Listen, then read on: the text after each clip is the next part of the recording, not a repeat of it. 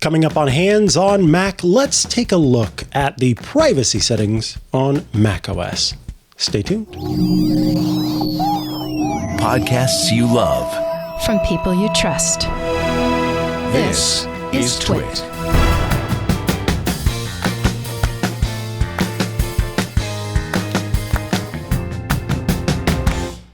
Welcome back to Hands on Mac. I am Mikah Sargent, and today we are taking a look at the all-important privacy settings on macOS. I've received this question a number of times, folks kind of asking about different aspects of privacy settings and what they mean. So I thought it'd be a great time to kind of go through and look at those privacy settings and help you understand what each of them do, what they mean, how they work, etc.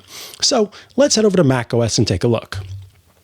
All right, here we are on macOS, and you can see that I have launched the Settings app, and I am currently in the Privacy and Security tab. In this tab, you will see every single privacy option that exists for macOS. And inside each one of these privacy options, you will see the option to, of course, turn on or off privacy settings for apps that have asked for these specific permissions. So let's start at the top. The first one is location services. And as you can imagine, location services is the ability to determine your location. An app on macOS is probably less likely to need your location than it is if it's an app on iOS. But for example, Fantastical, my calendar of choice, does ask me for my location so that I am able to provide, or so that it can kind of change based on my current location, but also provide travel distances based on my location.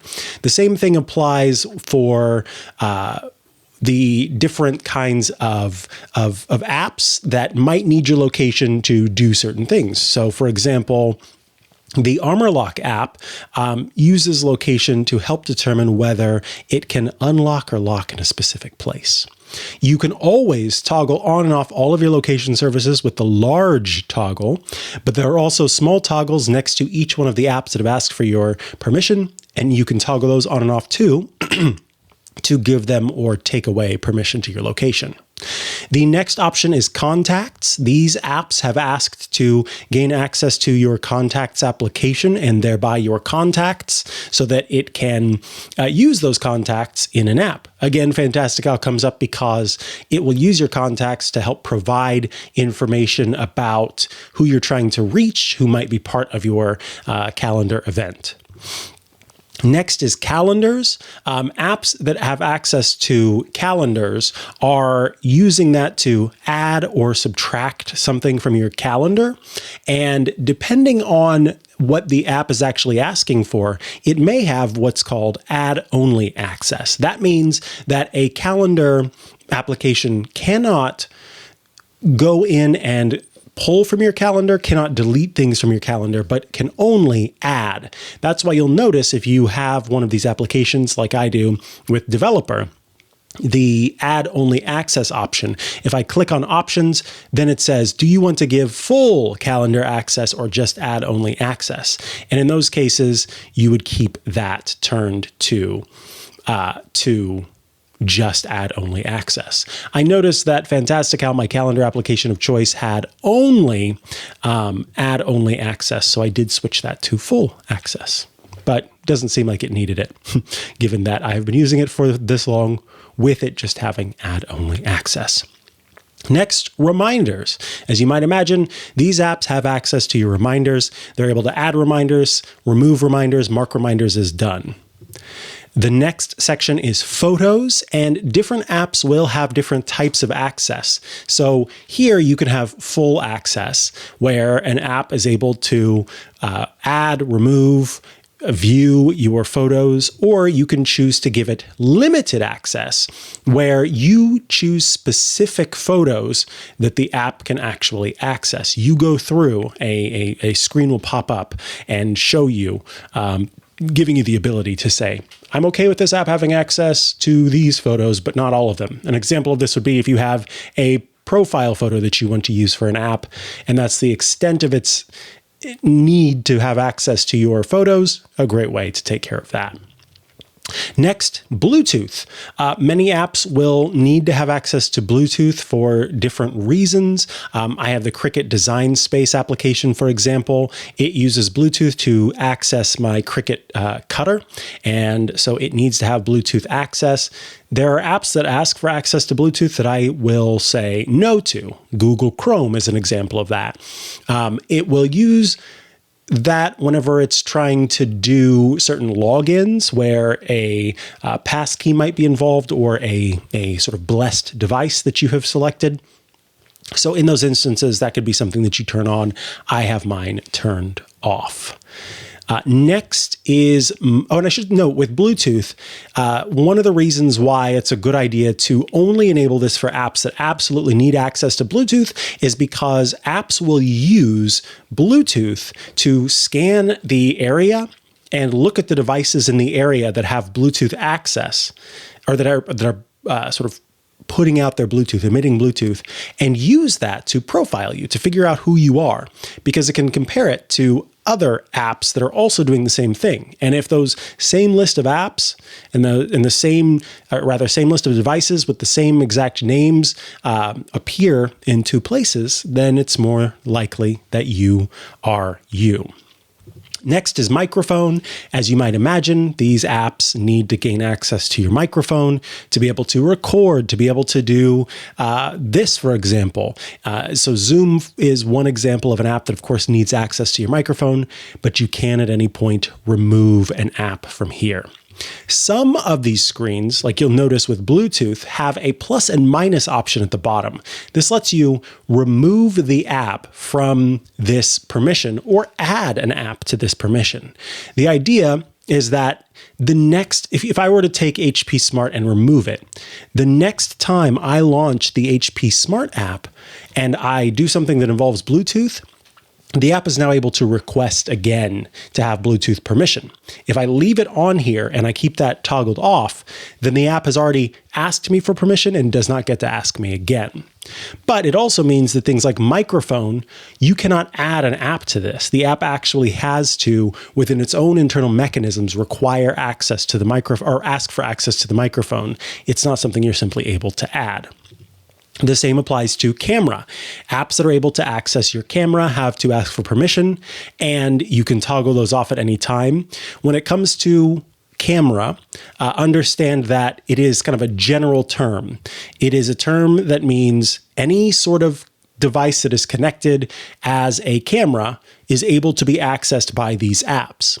So it's not just the built-in webcam, it is your webcam, it is your external video camera if you have that. Any device that is sort of seen as a webcam is something that you are giving permission to access with this permission. Next is motion and fitness. Now, this is a special permission that will use the built-in sensors in your Mac to inform an app that you are moving. So this is a permission that doesn't come up on macOS a whole lot because people aren't running with their Macs strapped to their waist in order to count their steps.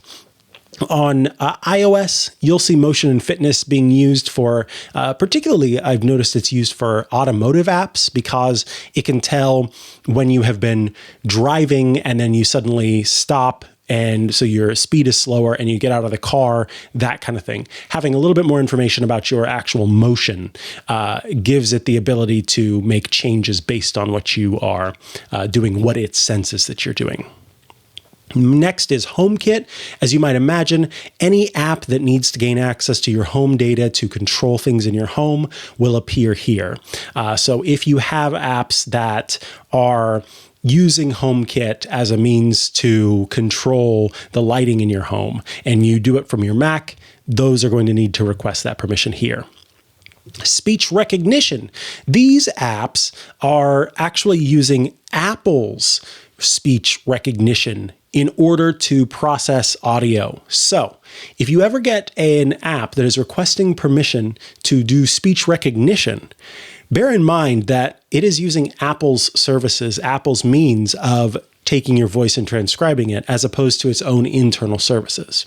So that's something to keep in mind, because I've had apps in the past that have requested a lot of money from me for an in-app subscription, and it turns out that they're just using Apple's own speech recognition services and don't really need to take my money because they aren't doing much work on their own. But again, it's important to keep that as a separate idea in your mind from microphone, where microphone is just listening to audio. Speech recognition is specifically transcribing audio. And in some cases, understanding audio. So saying a specific word or phrase out loud, using that to do something in an app. Media and Apple Music. These apps are able to gain access to Apple Music, but also your standard music if you have a music library, your video activity. So if you are watching TV shows, movies on in your kind of media library, and just your media library in general. So these apps are going to tend to be library management apps, media library management apps. They will use the built-in permissions here to get I would argue, a more robust connection to your media library and truly understand what you have. And this is a great way for third-party apps to be able to access your Apple Music library where they otherwise would not, because of security settings that keeps that apart, copy protection. Next, files and folders. This is going to be a really common one. These are permissions for apps to gain access to certain aspects of your library, your complete library. By that, I mean your document library. So there are different types of permission for this. So for example, Adobe Acrobat has full disk access. That means it can view and access every single file and folder within the sort of available files and folders that I have access to on this Mac, versus an app that has only access to the desktop folder and the downloads folder, like Arc. So this only needs to have access to these folders because this is where it will save files whenever I download them. If I were to go into Arc, go to let's say a Bandcamp page and download a song and choose to save it in my music folder, then it would request access to that music folder, and that would appear here as well. So full disk access gives the app access to the entire thing, whereas specific folder access, of course, gives access to a specific folder. You can remove apps from this. You cannot add apps to this. So if you have an app that you want to no longer have access, or you want to have it re-ask permissions, this is a great way to go in and do that. You simply select the app and then you choose the minus icon at the bottom of the list. Next is full disk access. So files and folders is kind of the broken down version that shows you all of the files and folders that an app has access to. Full disk access does let you add and subtract apps. So you can go in here and say, yes, I want this app specifically to have full access to my files. And by doing so, then it's able to do so. So Apple describes it as allowing the applications to access data like mail, messages, Safari, Home, Time Machine backups, and certain administrative settings for all users on this Mac. So full disk access is access to your Finder files, plus a little bit of extra permissions to make changes maybe to the permissions of different files, meaning that you could change who has access to it. So it's not something that you should grant every app, but apps that need to have access to the full disk, or apps that you're having trouble with. I've had in the past, an Adobe app that I trust the company that makes the app and know that it's not doing anything nefarious, but I couldn't get the app to work exactly as I expected, and it turned out that it just needed full disk access. Along with hitting that plus icon, by the way, to add an app, you can also click and drag the app into the permissions window, and it will add it as well. Focus is an app that can see and share your focus status. When Apple added Focus modes to iOS and macOS. Those, sleep, work, driving, do not disturb, those different focus modes. And of course, you can create custom ones. This is the area where apps can ask permission to view those. These are going to tend to be messaging apps because they can show the person with whom you're communicating that you're in a specific focus mode. So if you're talking to someone, they could know, oh, right now they're in work focus. That means they're probably working. Messages, of course, is here because Messages is the one app that I know of for sure can show focus modes. Next is accessibility. Now, this is going to include apps that need to kind of take control of different system events on your computer. So it is something where it's a means of giving an app the ability to make changes to settings, to make changes to the screen, to make changes to different things that are selected on your Mac. Accessibility is one of the most powerful controls that you have that you can give an app. So an example of this would be, let's go with Keyboard Maestro. Keyboard Maestro is an app that lets you do little shortcuts to complete different tasks. So one simple shortcut that I have is a type to paste shortcut. And what that does is every once in a while, you'll come across a website that thinks it's being clever and being security minded by making you type in your password instead of be able to paste it. That's not security minded. It runs contrary to what is actually safe and secure for people because you're not able to use pseudo-random passwords as easily. What this does is it tricks the window, the text field, into believing that you're typing it because it has Keyboard Maestro type it out instead of you. So I copy the text, I use this keyboard shortcut, and then it looks like to the system that it's typing it out. In order to access the ability to fake type the message out, it needs to have access to accessibility permissions. And this is another window or another option where you can subtract the apps that you don't want to have and add apps that you do want to have. Input monitoring. These are apps that can look at what you're doing with your keyboard at any time. So these apps, and in fact, it looks like I have that turned on for Discord, and I don't want to have that turned on for Discord at the moment. But with this, an app is able to view anything that you're typing on your keyboard. So you only want to do this for apps that you absolutely trust, because otherwise these apps could look at, for example, your Keyboard Maestro typing out something on a website. Knowing that the app has access to that information is rather alarming if you didn't know whenever you chose to give permission for input monitoring. Now, the reason why Discord, for example, asks for that is because it has a feature that lets you use your keyboard to start or stop your conversations. And so if you're using it to have a live call and you want to use push to talk, that means, hitting the space bar every time you're trying to talk. Discord needs to know when you're tapping on the space bar on your computer so that you are able to push to talk with someone. So that's something to bear in mind. You may want to have that on. You may want to have that off. You may want to only have it on whenever you are using the necessary feature in the app when you're doing input monitoring. All right. The next option is remote desktop. So these are applications that want to be able to work with remote desktop, meaning that they can access and view the contents of your screen and also the audio that you're playing back.